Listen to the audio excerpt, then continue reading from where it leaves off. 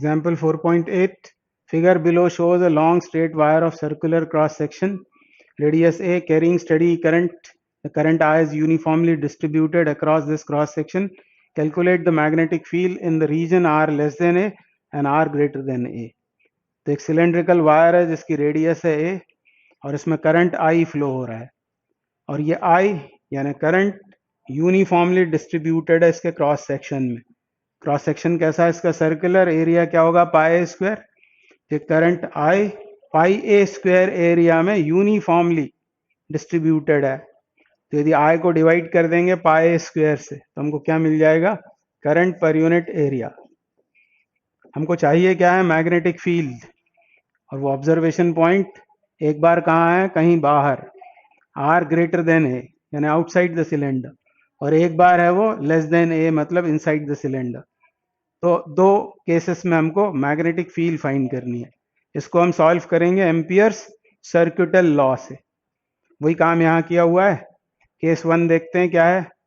पहले R greater than ए, कहीं बाहर है वो हमारा ऑब्जर्वेशन पॉइंट. मान लो यहाँ पर है. कहाँ पर? बाहर कहीं. कितनी डिस्टेंस पर? तो उसकी डिस्टेंस एक्सिस से है स्मॉल r. ये हमारा ऑब्जर्वेशन पॉइंट. तो P से पास होने वाला हमने एक सर्कल ड्रॉ किया, उसी को कहते हैं एम्पीरियन लूप, क्योंकि हमको लगाना है एम्पियर सर्किटल लॉ. तो यहाँ एक सर्कल ड्रॉ करेंगे. कैसा? स्मॉल r रेडियस का, और वो P से पास होना चाहिए और कोसेंट्रिक होना चाहिए. किससे? इस क्रॉस सेक्शन से. तो इस तरह का एक सर्कल ड्रॉ कर दिया है. इसी को कहते हैं एम्पीरियन लूप. एम्पीरियन लूप ये रफली मैंने ड्रॉ कर दिया है. अब इस लूप के लिए हम लगा देंगे एम्पियर्स सर्किटल लॉ. तो क्या होता है वो? Line integral of magnetic field, मतलब B डॉट dl किसी क्लोज लूप के लिए ये होता है mu not times of current threading the loop. अब इसका पहले LHS सॉल्व करते हैं इसके लिए. अब क्योंकि सिमिट्री है यहाँ पर, इस सर्कल का हर पॉइंट एक्सिस से इक्वी डिस्टेंट है, इस करंट के लिए भी वो सिमेट्रिक है. तो B सब जगह सेम होगा, मैग्नीट्यूड में सेम होगा, और कैसा होगा वो? टेंजेंट की डायरेक्शन में. टेंजेंट की डायरेक्शन में. तो ये जो है ये सॉल्व करने में B कांस्टेंट है, बाहर आ जाएगा, और DL DL मिलकर क्या बनेगा? ये बनेगा इसका सरकमफेरेंस. इंटीग्रेट जब उसको करेंगे तो B बाहर आया, क्योंकि हर पॉइंट पर सेम है.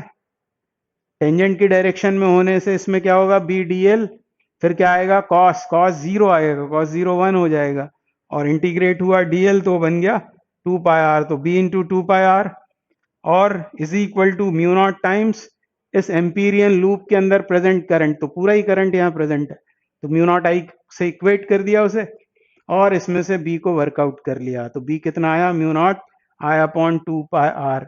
ये बिल्कुल वैसे ही एक्सप्रेशन है जो हमने बाय-सेवर्ट लॉ से सॉल्व करके फाइंड आउट किया है. लॉन्ग स्ट्रेट वायर के लिए फील्ड का formula mu not upon 4 pi I bye 2d या 2r ऐसा भी लिखते हैं.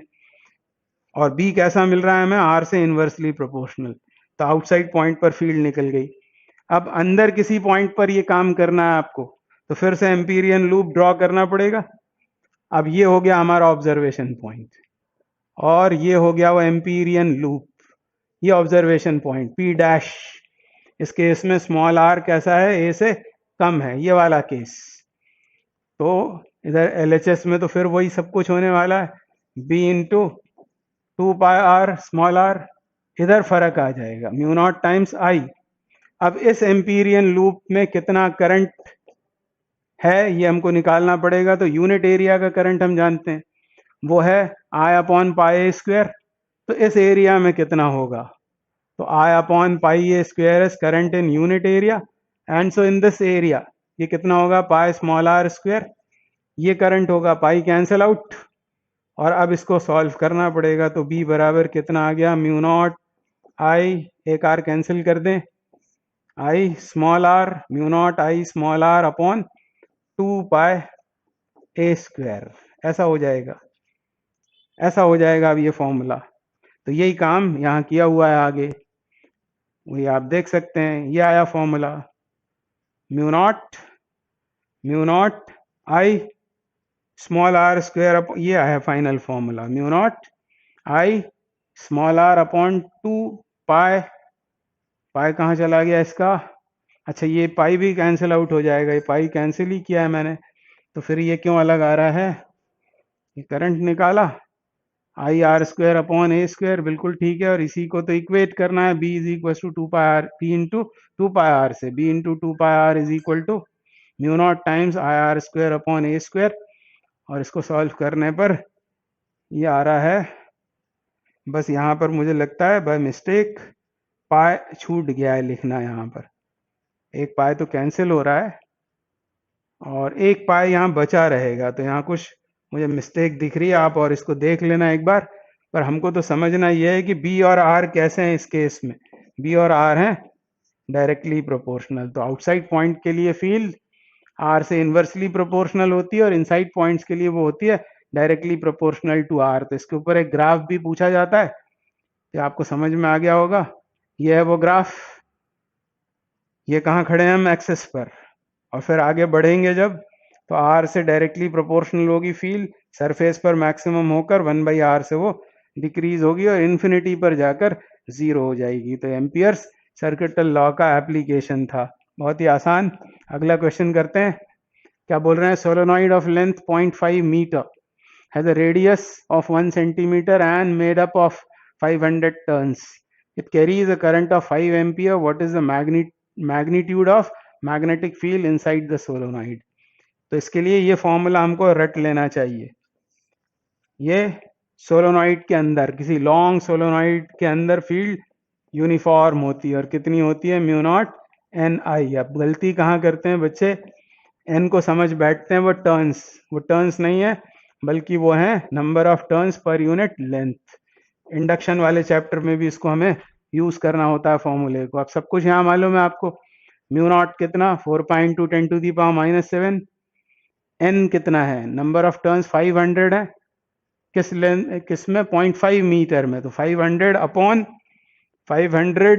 0.5 करना पड़ेगा, 0.5 यानी हाफ, यानी ये हो जाएगा 1000, तो म्यू नॉट की वैल्यू डाली 4 × 10⁻⁷, फिर टोटल टर्न्स अपॉन लेंथ, वो आ गया 1000, और फिर इसमें मल्टीप्लाई करना है किसका, करंट का, करंट कितना है, करंट है 5 एम्पियर का, तो इसको सॉल्व करना पड़ेगा, तो कितना आ जाएगा ये 20 पाई इंटू 10⁻⁻⁴, ये भी जीरो इसको दे दें तो 2 पाई इंटू 10⁻⁻3, आंसर आएगा किसमें, टेस्ला में, फिर पाई का वैल्यू डाल दिया 3.14, तो ये हो गया 6.28 इंटू 10⁻³ टेस्ला, तो ये इस क्वेश्चन का आंसर है।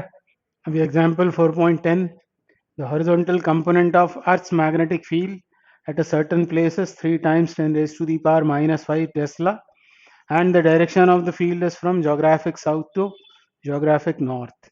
A very long straight conductor is carrying a steady current of 1 ampere.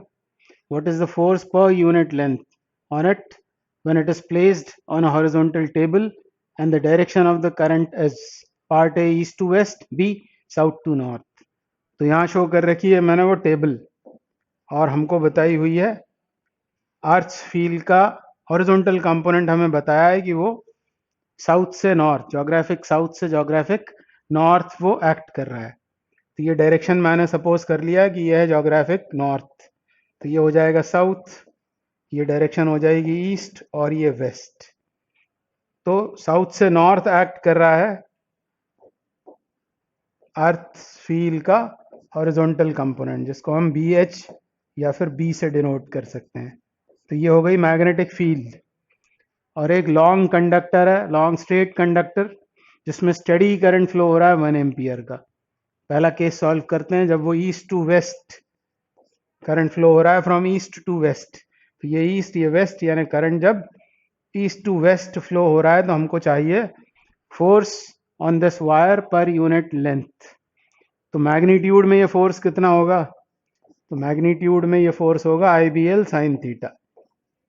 अब क्योंकि करंट है ईस्ट टू वेस्ट और मैग्नेटिक फील्ड है फ्रॉम साउथ टू नॉर्थ, तो उनके बीच एंगल 90 डिग्री होगा, sin 90 is 1, तो ये क्वांटिटी तो 1 हो गई, हमको चाहिए F/L, force per unit length. तो क्या क्या बचेगा इधर, करंट और फील्ड। करंट कितना है 1 एम्पियर, मैग्नेटिक फील्ड वो दे रखी है हमें 3 इंटू 10⁻⁻⁵,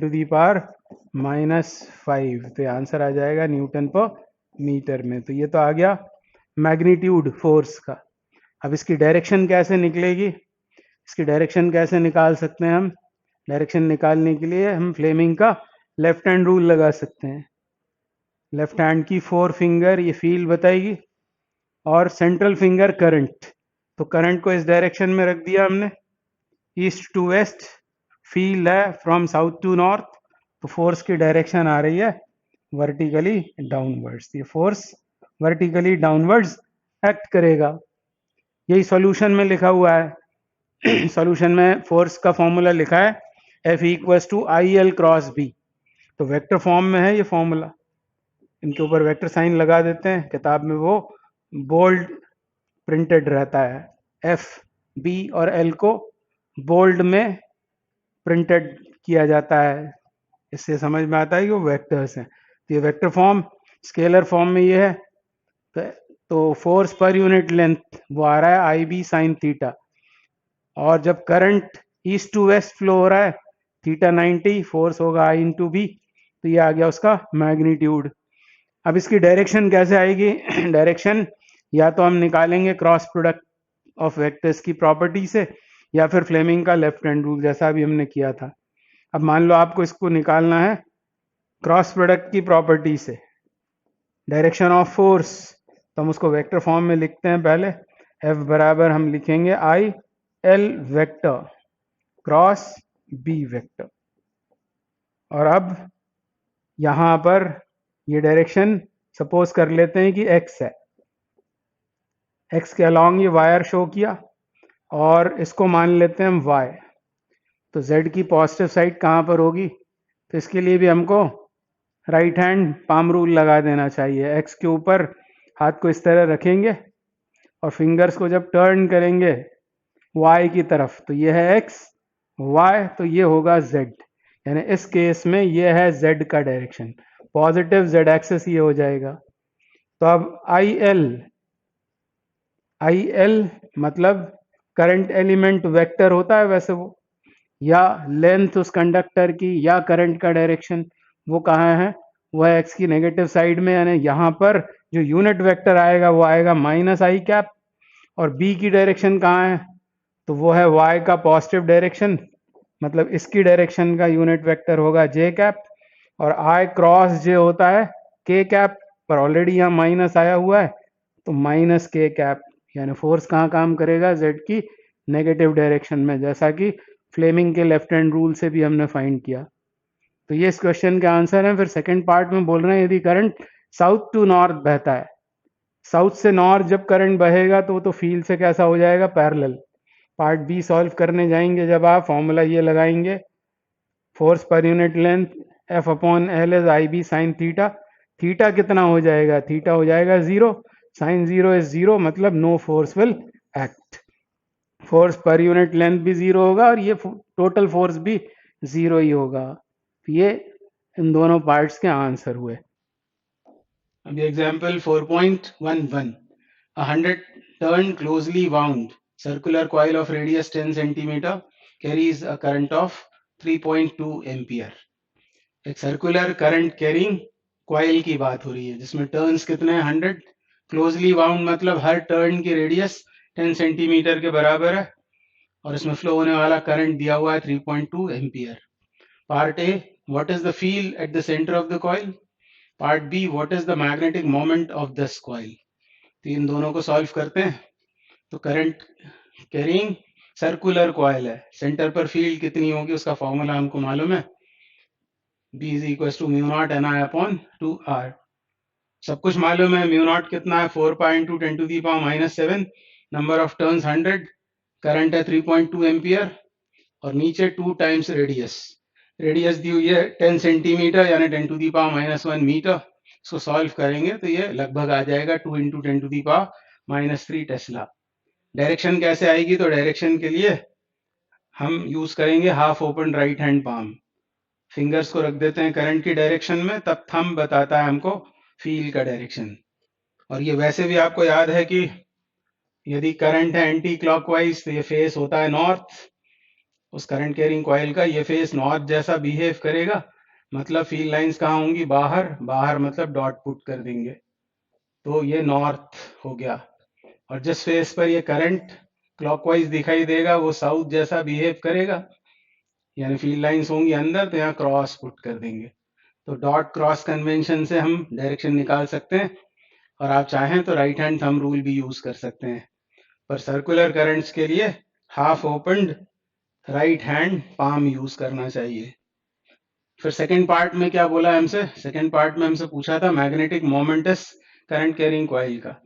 मैग्नेटिक मोमेंट को कैपिटल एम से डिनोट करते हैं जनरली, यहाँ बुक में स्मॉल एम से डिनोट किया हुआ है, तो कंफ्यूजन हो सकता है क्योंकि स्मॉल एम पोल स्ट्रेंथ के लिए भी हम यूज करते हैं, तो अच्छा होगा कैपिटल एम लिखें इसे। मैग्नीट्यूड इसका होता है NI, number of turns, current और एरिया, और ये एक वेक्टर क्वांटिटी है।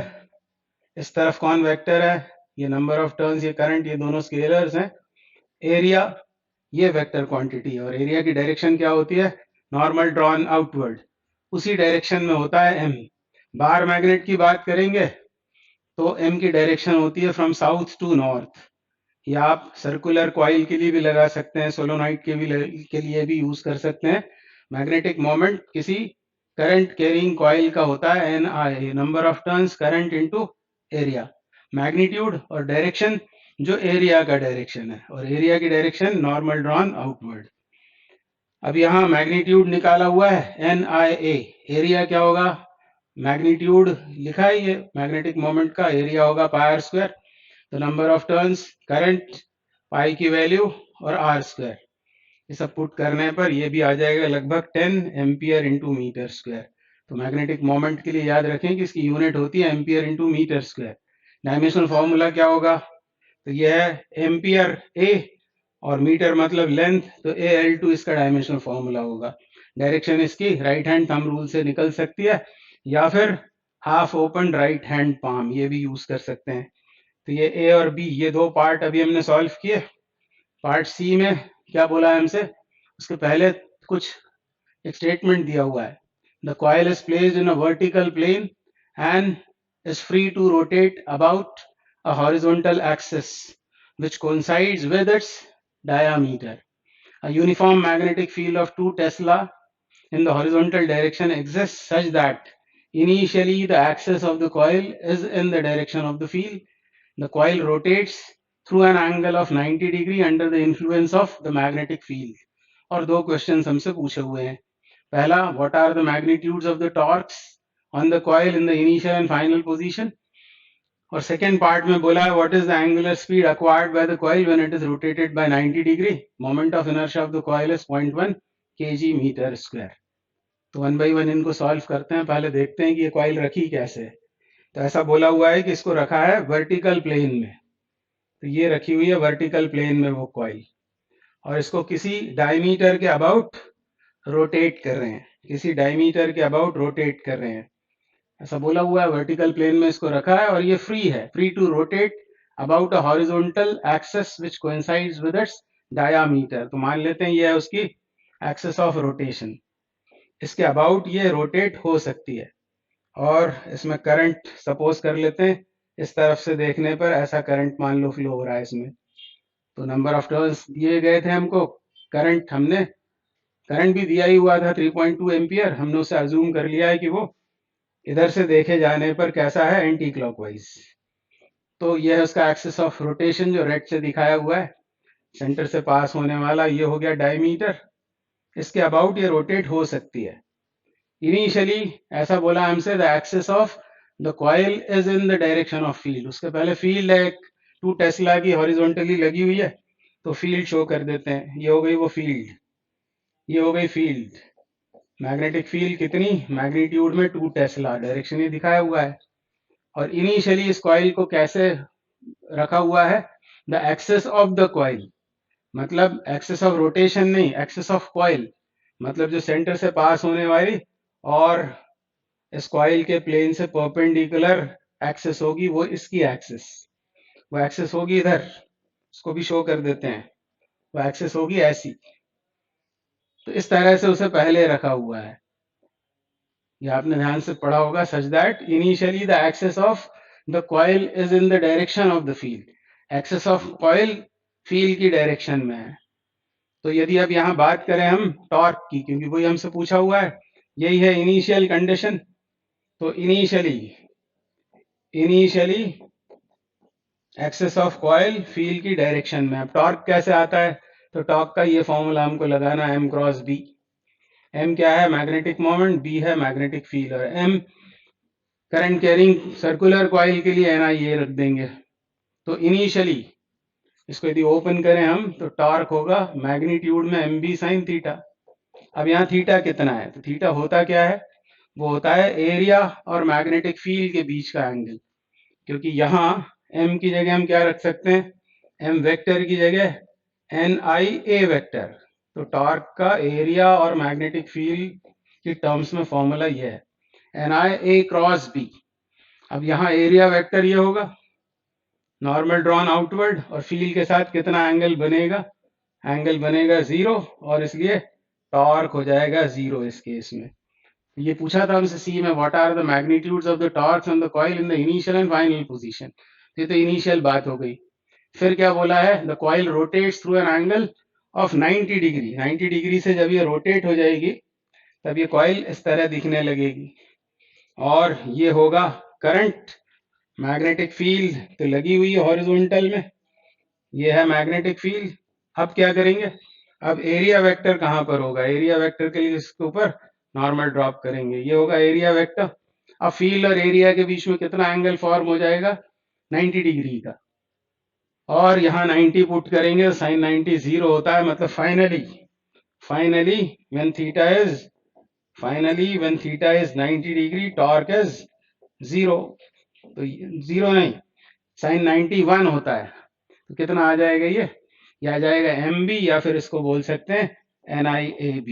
वैल्यूज डालकर ये टॉर्क भी कैलकुलेट किया जा सकता है। तो ये पार्ट भी हो गया, what are the magnitudes of the torques on the coil in the initial and final positions. तो ये पार्ट सी हुआ। अब पार्ट डी की बात करते हैं। पार्ट डी में क्या पूछा हुआ है हमसे, what is the angular speed acquired, angular speed acquired by the coil when it has rotated bye 90 degree. मतलब 0 से 90 जब इसको घुमाते हैं तो वर्क डन कितना होता है, पहले ये सोचें वर्क डन कितना होगा।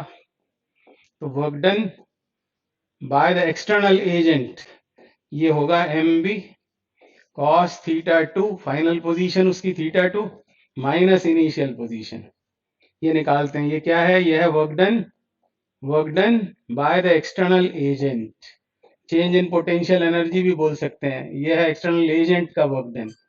अब MB M इज NIA, तो NIAB, और फिर क्या आएगा cos थीटा 2 cos 90, ये final position, cos 0 is 1, cos 90 is 0, यानी ये कितना आ गया minus NIAB। This is work done by the external agent.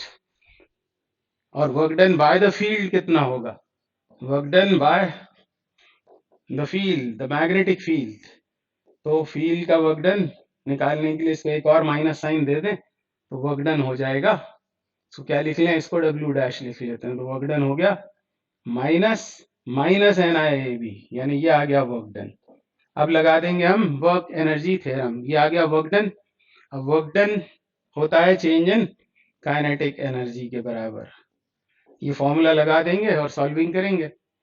तो वर्क डन तो है NIAB, और चेंज इन काइनेटिक एनर्जी क्या होगी, तो यहाँ बात होगी अब किस काइनेटिक एनर्जी की, रोटेशनल काइनेटिक एनर्जी की, हाफ I ओमेगा स्क्वायर।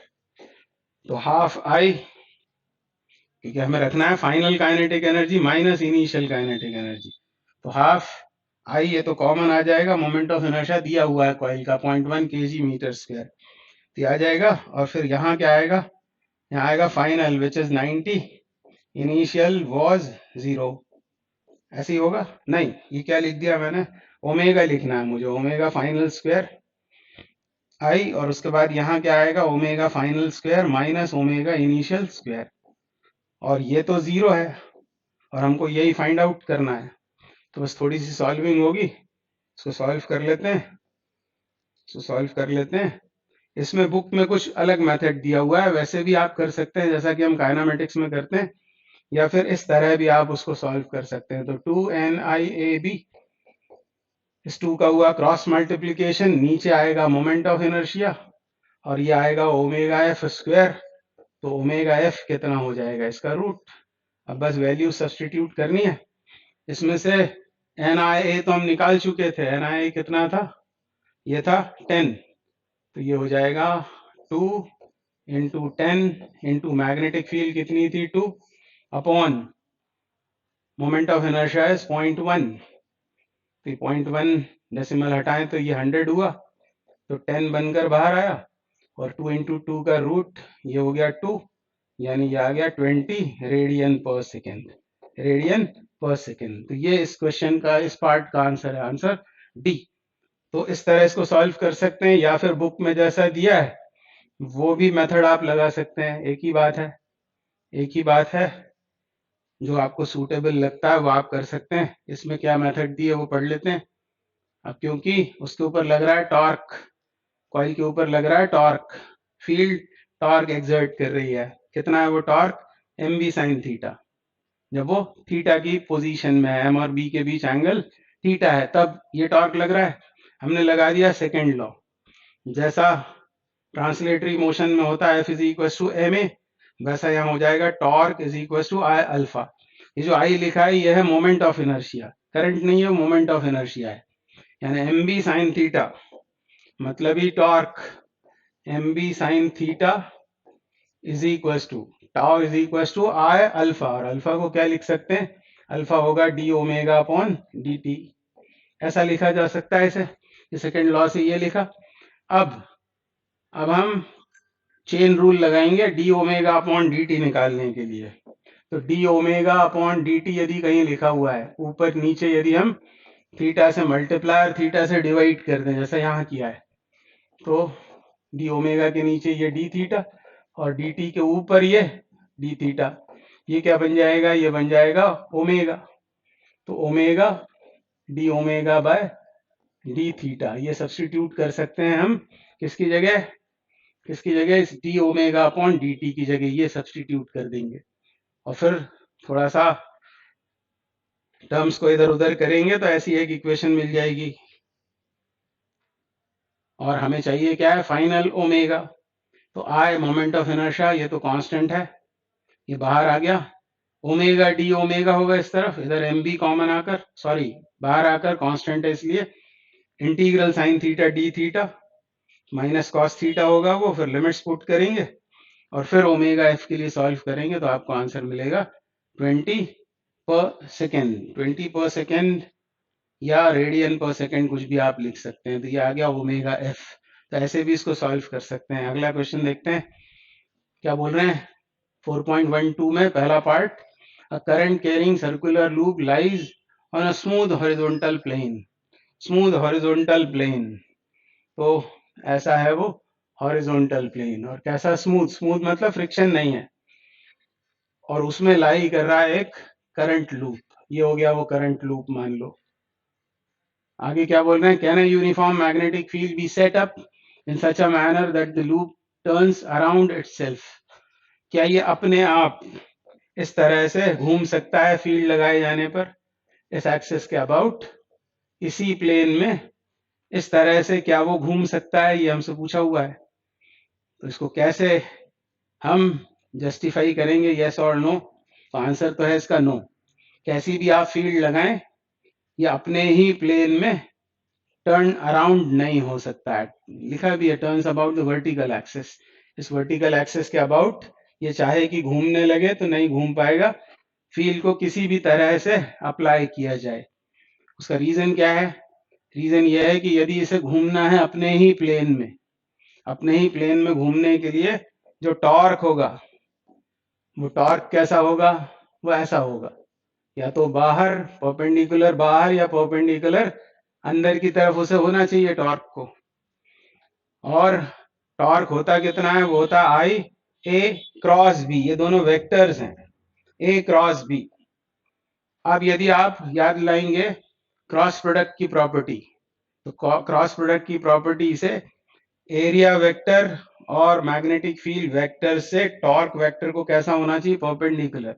ये क्रॉस प्रोडक्ट की प्रॉपर्टी है कि जिनका हम क्रॉस प्रोडक्ट लेते हैं वो सेम प्लेन में होते हैं, और वो जो क्रॉस प्रोडक्ट होता है वो उन दोनों वेक्टर से परपेंडिकुलर होता है। तो ये है टॉर्क वेक्टर, और एरिया वेक्टर भी इधर ही आएगा।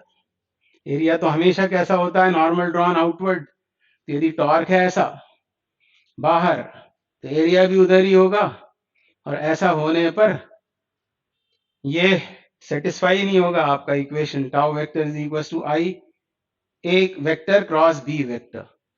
ये आपको आया होगा समझ में। इसका मतलब ये लूप वर्टिकल एक्सिस के अबाउट अपने आप टर्न नहीं हो सकता है। मैं फिर से बोलता हूं, यदि इसके वर्टिकल एक्सिस के अबाउट टर्न होना है तो टॉर्क की डायरेक्शन क्या होगी, नॉर्मल आउटवर्ड या normal inward, clock anti clock पर डिपेंड करते हुए। तो या तो बाहर होगी या अंदर होगी। और क्योंकि टॉर्क वेक्टर होता है आई A vector cross B vector, और एरिया वेक्टर भी ऐसा ही होता है, नॉर्मल ड्रॉन आउटवर्ड, तो वो तो सेम डायरेक्शन में आ गए दोनों। और ऐसा हो नहीं सकता, क्योंकि इस रिलेशन के वैलिड होने के लिए टॉर्क को एरिया वेक्टर से परपेंडिकुलर काम करना चाहिए, और इसलिए ये इस तरह से रोटेट नहीं हो पाएगा। नेक्स्ट क्या है, अ current carrying circular loop is located in a uniform external magnetic field. If the loop is free to turn, what is its orientation of stable equilibrium? तो इक्विलिब्रियम का मतलब होता है नेट टॉर्क जीरो, इक्विलिब्रियम, और stable मतलब, stable यानी होता है उसको यदि हम थोड़ा सा डिस्प्लेस करें तो उसे रिगेन करना चाहिए, वापस आना चाहिए, तब हम बोलते हैं स्टेबल इक्विलिब्रियम है। तो orientation of stable equilibrium is one where the area vector of the loop is in the direction of external magnetic field. तब थीटा क्या होता है, जीरो। थीटा जीरो होगा तो पोटेंशियल एनर्जी कितनी होगी, पोटेंशियल एनर्जी उस समय होगी, क्योंकि पोटेंशियल एनर्जी हम इस फॉर्मूले से देते हैं, minus M B cos theta से, आपको पता होगा। और थीटा जब जीरो होगा तो पोटेंशियल एनर्जी होगी माइनस एम बी के बराबर, माइनस एम बी के बराबर। और टॉर्क कैसा होगा, थीटा के जीरो होने पर torque sine theta, sine zero is zero, तो टॉर्क जीरो होगा और पोटेंशियल एनर्जी होगी माइनस एम बी के बराबर। तो orientation of stable equilibrium is one where the area vector of the loop is in the direction of external magnetic field. In this orientation, the magnetic field produced by the loop is in the same direction as external field, both normal to the plane of loop, thus giving rise to maximum flux of total field. तो आगे बोला हुआ था, यहाँ पूछा था, एक तो स्टेबल इक्विलिब्रियम की कंडीशन पूछी थी, तो याद रखें कि थीटा जब जीरो होता है तब वो होती है स्टेबल इक्विलिब्रियम, और जब थीटा 180 हो तो अनस्टेबल इक्विलिब्रियम होता है। तो अभी तो स्टेबल इक्विलिब्रियम की बात हो रही थी, तो थीटा को जीरो होना चाहिए, और थीटा जब जीरो होगा तो फ्लक्स कैसा होगा, वो होता है बी डॉट ए यानी बी ए कॉस थीटा, थीटा जीरो है यानी फ्लक्स हो जाएगा मैक्सिमम। यही बात यहाँ पूछी हुई थी, show that in this orientation the flux of total field is maximum, तो ये भी जस्टिफाई हो गया। सी, a loop of irregular shape carrying current is located in an external magnetic field. If the wire is flexible, why does it change to a circular shape?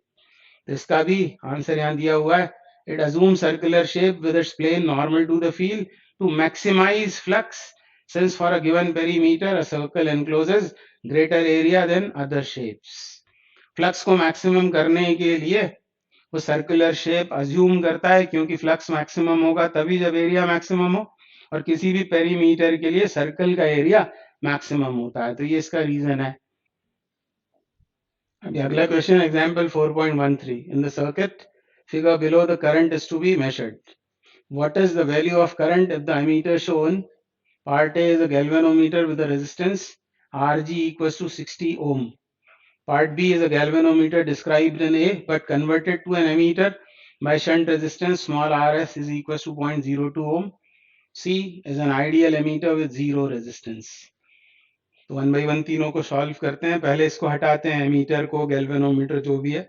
इस circuit में current है कितना ये फाइंड आउट करते हैं, मतलब current जो major होना है वो निकालेंगे पहले, current to be measured, current जो नापा जाना है, जिसके लिए हम गैल्वेनोमीटर या एमीटर यूज कर रहे हैं, वो है कितना वो निकालते हैं पहले। तो वोल्टेज कितना लगा हुआ है 3 और रेजिस्टेंस है 3 ओम, यानी 1 एम्पियर का है ये करंट जो इस सर्किट में से फ्लो हो रहा है, ये 1 एम्पियर का है। और इसे मेजर करने के लिए पार्ट ए में एक गैल्वेनोमीटर को यूज किया है। तो पार्ट ए सॉल्व करते हैं। पार्ट ए में एक गैल्वेनोमीटर यूज किया है। अब यहाँ गैल्वेनोमीटर जब आ जाएगा तो उसका अपना रेजिस्टेंस है 60, उसके साथ ये 3 होगा सीरीज में अक्रॉस 3 वोल्ट, यानी करंट जो आएगा नाप कर वो कितना आएगा, वो आएगा voltage 3 volt upon total resistance. तो 60 प्लस 3 करना पड़ेगा, यानी 63, 3 अपॉन 63, 3 बाय 63। मैं आपको आंसर बताता हूँ इसका क्या है, यहाँ भी सॉल्व किया हुआ है वैसे, यह है 0.0476, 0.0476 एम्पियर, यानी इसमें एरर है। मेजर करना था 1 एम्पियर और ये रीडिंग बता रहा है 0.0476, यानी इसमें बहुत एरर है जब गैल्वेनोमीटर को डायरेक्टली करंट मेजरमेंट के लिए यूज किया है। सेकेंड पार्ट में क्या बोल रहे हैं, अब इसको कन्वर्ट कर दिया एमीटर में बाय अ शंट रेजिस्टेंस RS 0.02 ओम। अब मैं यहाँ पर बना देता हूँ उसको, यह है पार्ट बी। पहले ये क्या था, गैल्वेनोमीटर, और इसके साथ पैरेलल में कनेक्ट कर दिया ये शंट स्मॉल RS, खुद इसका रेजिस्टेंस था RG, ऐसा था ये। अब ये बन गया है एमीटर, तो इसका इक्विवेलेंट रेजिस्टेंस कितना होगा, R इक्विवेलेंट किसका, गैल्वेनोमीटर और पैरेलल में लगे हुए शंट का। तो वो क्या होगा, प्रोडक्ट अपॉन सम, क्योंकि ये दोनों पैरेलल में है, यानी RG आएगा और into small RS upon RG plus small RS, product upon sum. और हमको मालूम है पैरेलल में equivalent resistance lesser than least होता है, तो इन दोनों में से जो कम है उससे भी कम हो जाएगा, और उसको हम अप्रोक्सीमेटली अभी निकालते हैं। इस RG को ले जाता हूं मैं डिनोमिनेटर में, ऊपर बचेगा स्मॉल RS शंट का रेजिस्टेंस, इसको नीचे ले जाकर डिवाइड करेंगे तो 1 हो जाएगा, इधर आएगा RS अपॉन RG। अब हमें मालूम है RS कैसा है, RS है 0.02 और RG कितना है 60, यानी RS बहुत छोटा है किससे, RG से, यानी गैल्वेनोमीटर के रेजिस्टेंस से शंट का रेजिस्टेंस बहुत कम है। इसका मतलब ये क्वांटिटी कैसी है, नियरली जीरो।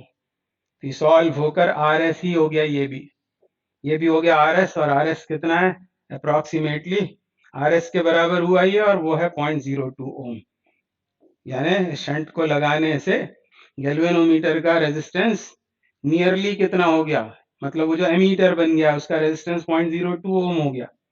तो करंट जो नाप कर आएगा अब नया, I डैश कहता हूं मैं उसको, जब यहाँ एमीटर लगाया हुआ है सीरीज में, तब 3 वोल्ट EMF और इसका रेजिस्टेंस, और ये सीरीज में है 3 प्लस 0.02 यानी 3.02। तो यहीं से आपको समझ में आ रहा होगा कि ये 1 के बहुत आसपास होगा। इसको सॉल्व करेंगे हम तो हमको मिलने वाला है ये मिलेगा आपको 0.9934, 0.9934, यानी एरर कम हो गई, क्योंकि ये जो वैल्यू है, ये जो एक्चुअल वैल्यू है जिसको नापना है उसके बहुत पास है, यानी एरर कम हो गई है। ऐसी शंटिंग करने से एरर कम हो जाती है। और फिर बोला है पार्ट सी में कहा है is an ideal ammeter with zero resistance, यहाँ रेजिस्टेंस है ही नहीं। कब नहीं होगा, इस RS को यदि हम और कम करते जाएं, अभी वो बहुत कम है 0.02 ओम, और कम कर दें यदि तो इसका रेजिस्टेंस ही जीरो हो जाएगा, फिर भी ये करंट मेजर करके बताएगा। मतलब आइडियल यदि वो एमीटर है, आइडियल एमीटर है यदि, तो उसका रेजिस्टेंस, उसका जो ये इक्विवेलेंट रजिस्टर लिखा हुआ है हमने R इक्विवेलेंट, ये होगा लगभग जीरो। और इसके जीरो होने से करंट जो मेजर होकर आएगा वो कितना होगा, उसको लिखता हूं मैं I डबल डैश, वो कितना होगा 3 वोल्ट, और नीचे क्या आएगा, ये प्लस इस सिस्टम का एमीटर का रेजिस्टेंस 3 प्लस 0, यानी लगभग आ जाएगा 1 एम्पियर, यानी वो जो ये वैल्यू है इसके बहुत क्या, बल्कि वो उसके बराबर ही हो गया। यानी आइडियल एमीटर का रेजिस्टेंस होता है 0 और उसको यूज करने पर एरर नहीं आती। ये शायद यही सब कुछ यहाँ भी समझाया गया होगा इसके सॉल्यूशंस में। एक बार जल्दी से इसको देख लेते हैं क्या बोला हुआ है, और आपको ये बात समझ में आ गई होगी। तो क्या बोल रहे हैं, यही बात यहाँ कही हुई है। देखो, total resistance in the circuit, जब सिर्फ वो गैल्वेनोमीटर था, तो 3 वोल्ट अपॉन 63 ओम 0.048, यह है मेजर्ड वैल्यू। और टू बी मेजर्ड कितना था, 1 एम्पियर। तो बहुत सारी एरर आ रही है। फिर जब गैल्वेनोमीटर को एमीटर में कन्वर्ट कर दिया, R G into R S upon R G plus R S, तो लगभग आर एस के बराबर आया। ये हो गया इक्विवेलेंट रेजिस्टेंस सर्किट का। I बराबर हो गया 3 वोल्ट अपॉन 3.02 0.99, एरर कम हो गई। और जब आइडियल एमीटर को यूज किया जिसका रेजिस्टेंस 0 है, तो ये आई मेजर्ड वैल्यू 1 एम्पियर, जो ट्रू वैल्यू के बराबर है। तो ये इस क्वेश्चन के आंसर्स हुए।